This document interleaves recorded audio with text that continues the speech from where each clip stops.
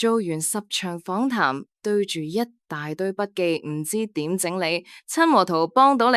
Affinity diagram 即係親和圖，係一種將大量零散資料歸類嘅好方法。做法好簡單啊，第一步，將每個發現寫喺一張便利貼上面。記住啊，一張便利貼只係寫一個重點，千祈唔好貪心寫太多。第二步，將所有寫好嘅便利貼貼晒出嚟，貼喺牆或者白板度，然後大家一齊逐張慢慢睇，了解清楚每一張寫咗啲咩。第三步，將意思相近或者有關聯嘅內容搬埋一齊，慢慢你會發現啲便利貼會自然形成幾個唔同嘅群組。第四步，為每一個群組諗一個精準嘅標題，概括入面嘅重點。呢個過程最好成個團隊一齊做，大家互相討論，會有更多新發現。親和圖嘅最大好處就係幫你喺混亂之中揾到清晰嘅結構，無論係用實體便利貼